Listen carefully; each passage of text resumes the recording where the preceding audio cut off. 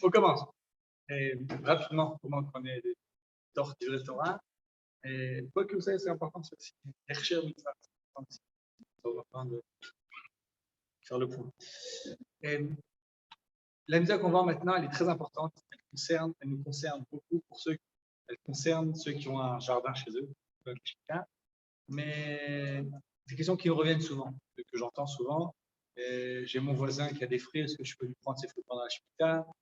Quelqu'un que je ne connais pas, son arbre, il est sur la rue, est-ce qu'on a une Shemitah, je peux le prendre, je ne peux pas le prendre?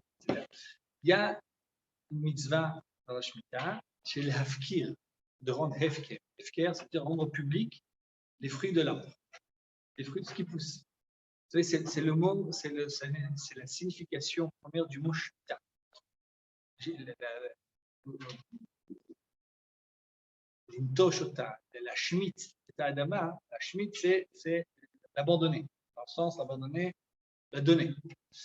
Et un des objectifs de la Shemitah, c'est par rapport au pauvre. Un peu, la signification, on dit, c'est un peu adoucir la relation qu'on a avec notre argent, avec notre bien. Et une fois tous les 7 ans, tous mes biens qui sont censés m'enrichir, ne sont pas à toi, tu les laisses à tout le monde. Donc, il y a une mitzvah que tout soit, qui appartienne à tout le monde.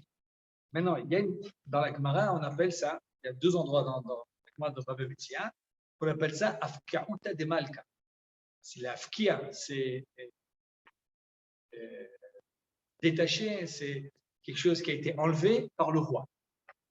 Ce qui se passe dans la Shemitah, c'est le roi lui-même qui nous a enlevé ce qu'on a. Et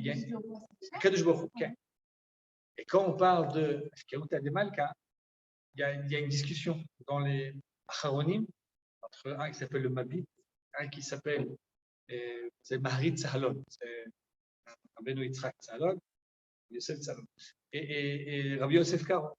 Okay? Est-ce que cette mitzvah de Shemitah, de Hefker, elle se fait d'elle-même? C'est-à-dire que dès qu'arrive la Shemitah, les fruits sont Hefker qui appartient à tout le monde? Ou bien non?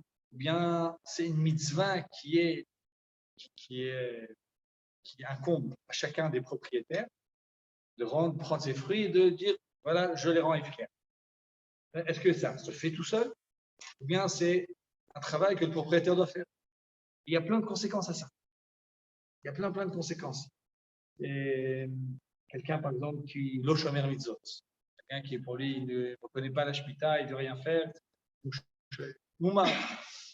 Est-ce qu'on peut, oui ou non, rentrer dans son jardin, prendre des choses? Ou bien, plus simple encore, un enfant. Quelqu'un qui, parfois ça arrive, quelqu'un qui a un enfant qui a des biens, il a reçu un héritage, et un enfant lui-même, il ne peut pas faire cette action de l'Hafkir. Quel est le statut de ces fruits-là? Autre conséquence à ça, un enfant ou bien quelqu'un qui n'a pas fait ce Hafkir-là, est-ce que les fruits sont chayevim de Trumot ou Masot? Il y a deux choses. Une des règles qu'il y a dans les Trumot ou Masot, dans les dîmes, c'est que si quelque chose appartient à tout le monde, Hafkir, on n'est pas obligé de prélever. Mais si ça appartient au propriétaire, ensuite, par exemple, si j'ai mon ami, un voisin, moi, qui lui n'est pas chômeur mitzvot, et qui n'a pas fait ce FK, est-ce que malgré je peux prendre, si lui vient me le donne, est-ce que je peux l'utiliser ou non? Parce que c'est rêve de trouver Thomas Roth, c'était avec. Il y a 2 rêves, est-ce que je peux venir le prendre? C'est du vol, et même donc c'est pas du vol, lui il vient, c'est mon ami, il me le donne, est-ce que je dois faire Thomas Roth ou quelque chose comme ça? C'est la même chose pour un enfant, lui il ne peut pas faire la carte. Tout ça, c'est ces conséquences-là.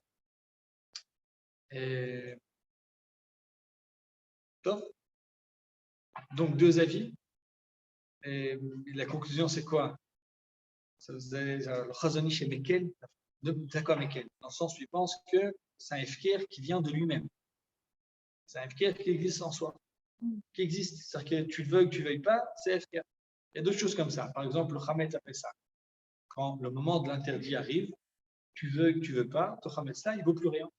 Parce qu'il interdit, il est aucune chose. La Torah, quand je vous dis la 7e année, c'est moi qui décide. Tous les fruits que vous avez, ils appartiennent à tout le monde. Donc, Razonish, il est passé comme ça. D'un côté, le Rav Yosef, lui dit, on va selon Rav Yosef Kao, ça c'est un petit peu général, il dit que non. Et Rav Yosef, Rav Yosef,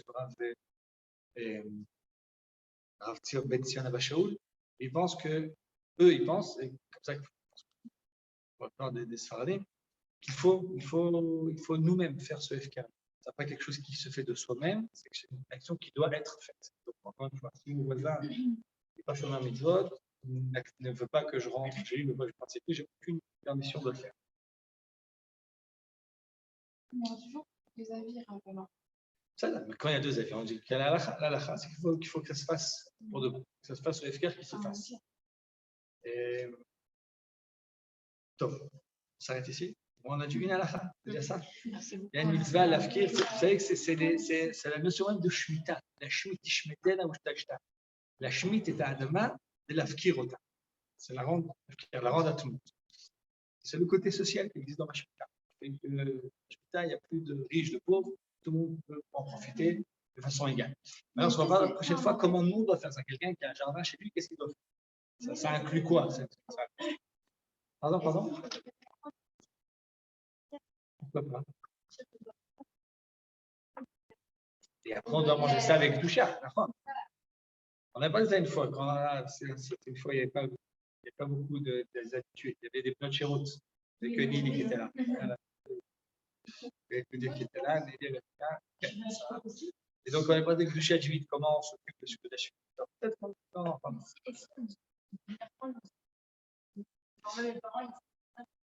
Alors, on va voir ça qui est possible. Il faut mettre un panneau.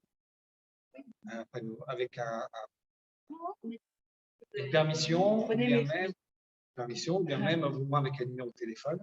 Ceux qui veulent venir prendre des fruits, c'est une obligation. C'est une obligation.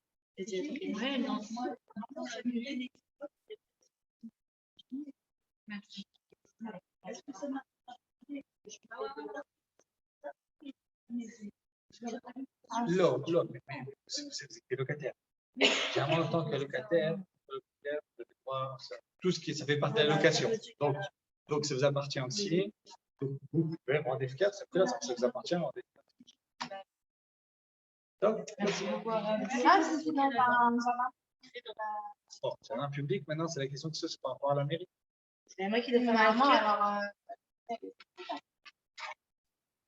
Censé, comme tu dis, maintenant, censé. J'ai pas le droit d'aller dans un parc. Alors, poser un parc, il faut demander à la mairie. Est-ce que ce parc-là, ces fruits-là appartiennent à tout le monde ou bien il y a quelqu'un qui les prend, qui les vend? Il faut demander à la mairie. Voilà, Merci beaucoup.